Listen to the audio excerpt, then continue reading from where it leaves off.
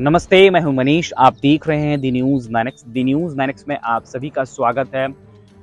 लोकसभा चुनाव की रणभेरी बज चुकी है और सत्ता पक्ष और विपक्ष में उठापटक शुरू हो गई है। इसी क्रम में दिल्ली के रामलीला मैदान में हुई इंडिया गठबंधन की रैली में सभी दलों के प्रमुख नेताओं ने शिरकत की। लोकसभा चुनाव से पहले विपक्षी गठबंधन की ये पहली बड़ी रैली थी, जिसमें सोनिया गांधी, प्रियंका गांधी, राहुल गांधी, उद्धव ठाकरे, अखिलेश यादव, सीताराम येचुरी, महबूबा मुफ्ती, फारूक अब्दुल्ला के अलावा अरविंद केजरीवाल की पत्नी सुनीता और हेमंत सोरेन की पत्नी कल्पना सोरेन समेत कई नेता शामिल हुए। एक एक करके सभी नेताओं ने रैली को संबोधित किया और बीजेपी पर हमला बोला। इसी कड़ी में कांग्रेस नेता राहुल गांधी भी मंच पर काफी आक्रामक नजर आए।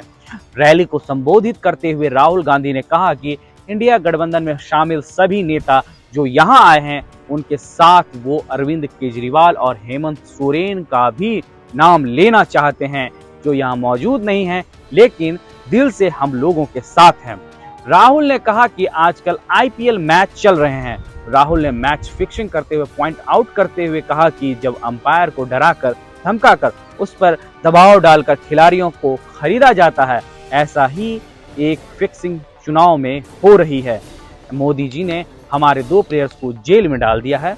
राहुल गांधी ने कहा कि नरेंद्र मोदी जी इस चुनाव से पहले मैच फिक्सिंग की कोशिश कर रहे हैं। उनका 400 का नारा बिना मैच फिक्सिंग के, बिना सोशल मीडिया और मीडिया पर बिना दबाव डाले 180 सीट से ज्यादा नहीं हो पा रही है। कांग्रेस नेता ने कहा कि कांग्रेस देश की सबसे बड़ी विपक्षी पार्टी है, लेकिन पार्टी के अकाउंट्स फ्रीज करा लिए गए हैं। ऐसे में हम ना ही पोस्टर छपवा पा रहे हैं, ना ही अपने कार्यकर्ताओं को दूसरे राज्यों में भेज पा रहे हैं। राहुल ने आगे कहा कि ये पूरी की पूरी मैच फिक्सिंग की कोशिश की जा रही है और ये मैच फिक्सिंग सिर्फ पीएम मोदी नहीं कर रहे हैं, बल्कि देश के 3-4 बड़े अरबपति करवा रहे हैं। राहुल ने कहा कि इस मैच फिक्सिंग का एक ही लक्ष्य है कि इस देश का संविधान, जिसने इस देश के लोगों को जीने का हक दिया है, उस संविधान को लोगों से छीनने के लिए ये मैच फिक्सिंग की जा रही है। रैली में राहुल ने जोर देते हुए कहा कि जिस दिन ये संविधान खत्म हो जाएगा, उस दिन देश नहीं बचेगा। इसके आगे कांग्रेस नेता ने कहा कि संविधान पुलिस की धमकियों से नहीं चलेगा। बीजेपी पर हमला बोलते हुए राहुल गांधी ने कहा कि ये सोचते हैं कि संविधान के बिना डरा धमका सीबीआई, ईडी से देश चलाया जा सकता है। इसके आगे उन्होंने ये भी कहा कि आप मीडिया को खरीद सकते हैं, रिपोर्टर्स का मुंह बंद कर सकते हैं, पर आप लोगों की आवाज नहीं दबा सकते हैं। राहुल ने कहा कि कोई भी ताकत लोगों की आवाज को नहीं दबा सकता है। उन्होंने कहा कि बीजेपी के नेताओं ने कहा है कि जैसे ही हम 400 पार कर चुनाव जीतेंगे, संविधान को खत्म कर देंगे। इसके आगे राहुल गांधी ने कहा कि ये लड़ाई संविधान बचाने की लड़ाई है। संविधान चला जाएगा तो गरीबों का हक चला जाएगा।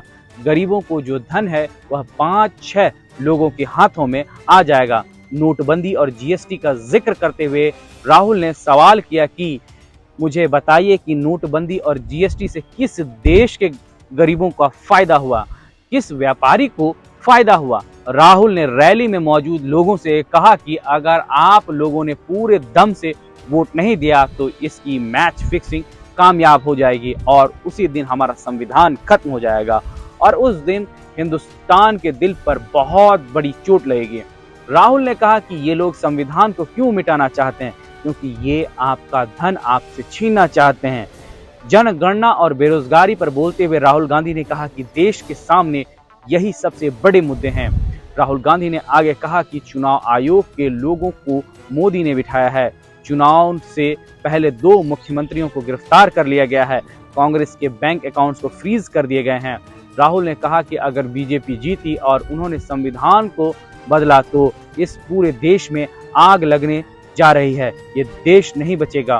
कांग्रेस नेता ने कहा कि ये चुनाव वोट वाला चुनाव नहीं है, ये चुनाव हिंदुस्तान को बचाने वाला चुनाव है। ये पूरी बातें राहुल गांधी ने दिल्ली के रामलीला मैदान में मंच पर कही।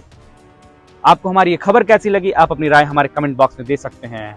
और हाँ, राजनीतिक खबरों के लिए हमसे जुड़े रहने के लिए आप हमारे फेसबुक पेज को फॉलो कर लें, हमारे यूट्यूब चैनल को सब्सक्राइब कर लें। और हाँ, आप राजनीतिक खबरें अगर पढ़ने के शौकीन हैं तो आप हमारे वेबसाइट पर भी जाकर हमारी खबरें पढ़ सकते हैं। शुक्रिया।